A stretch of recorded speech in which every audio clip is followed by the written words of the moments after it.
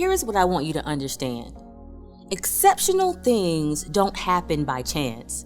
I remember listening to Miles Monroe one time, and he said something that shook me at my core. He said, people expect miracles when there has been poor management. And it took me aback because I'm like, we'll always say, I'm praying for a miracle. I'm looking for a miracle. And when he said that, I had to do some soul searching.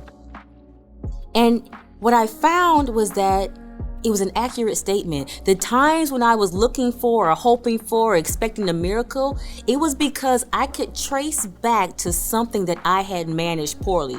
If that stepped on your toes and you're upset about it, don't holler at me, holler at Miles Monroe, but I'll let you know you have to find him in the afterlife because he's no longer with us. So if you're mad at a person who's passed on but left us some wisdom. But what it really stopped and made me think was, if a miracle is required when there's poor management, then what did I not manage properly? And what I realized that I mismanaged were the formulas. I, like many people, was confused and thought that this exceptional outcome, these exceptional people, these exceptional things, these miraculously looking things that were successful, that they happened by chance, and they didn't. And you know me, I'm a researcher. All of you all know I'm a nerd, I'm a geek, I'm unapologetic about it. It's who I am, it's who I was created to be, and I've learned to embrace it. I didn't always embrace it, but I've learned to embrace it now. And so as that geek and nerd that I am, I did some research. And what I found out is that many of these exceptional things happen from a formula. And you have a formula even if you don't know that you have a formula. The question is your formula giving you the output that you desire? And so those people that we look at and see they've been brilliantly successful, what's their formula? What are the things that they do that they can put it into something and it gives them the same output no matter what? Because that's what a formula is. Think about the Pythagorean theorem from geometry.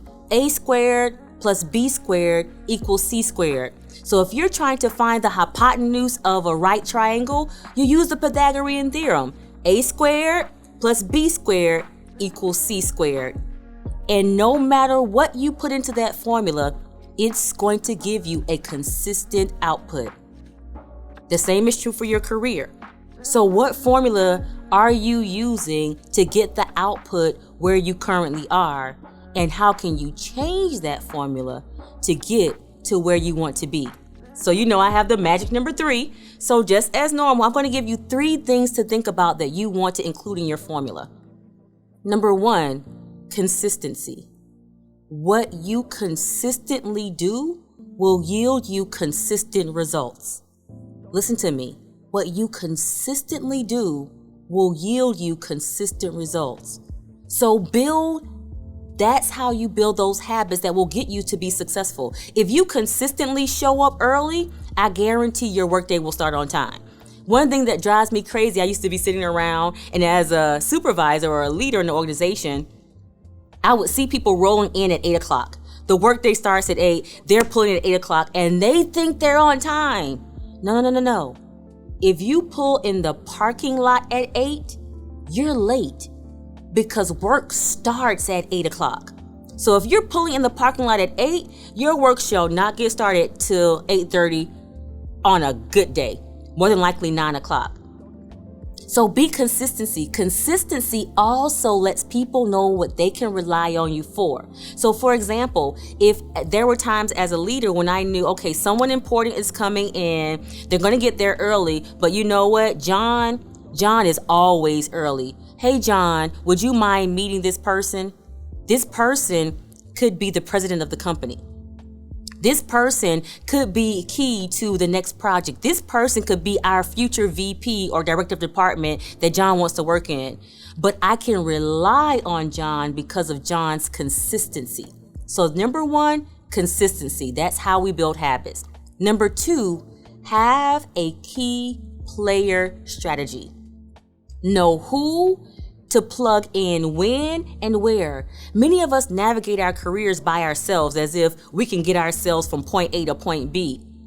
And part of your formula has to be the people who can make key decisions in places where you are not currently. So who are your advocates? Who are your sponsors? Who are your mentors in the organization? If you don't have any of those three things, or you don't even know what those three things are, hit me up. I'm happy to tell you. But if you don't have a key player strategy, then your formula is missing a key element.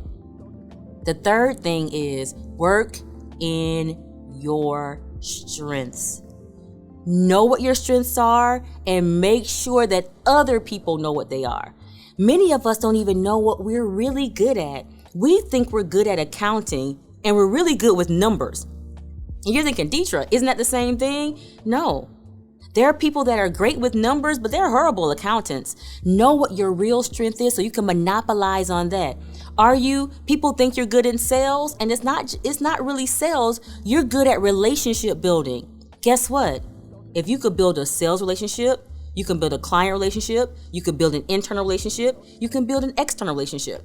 If I need you for your relationship skills and you think that all you have are sales skills, then you won't truly monopolize on that strength.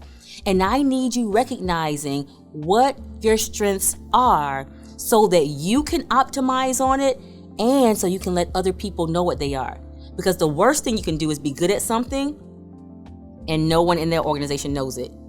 Because remember earlier I talked about those key player strategies for people that are speaking on your behalf in places where you aren't able to be.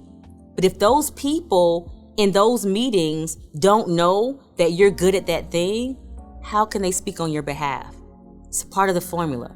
So when you think about this three-pronged formula, one, consistency, because consistency builds habits and habits build reliability. Number two, have your key player strategy. Know who to plug into that strategy, when and where to plug them. And number three, work in your strengths, which means you have to know what your strengths are and make sure that other people know them as well. Because here's the reality. I don't want you out there praying for a miracle when you could have managed things differently. You have all the tools you need to manage your career, to manage your situation, and to manage a path to the corner office from the cubicle you're in now. It's absolutely within your realm. So let's get the formula right.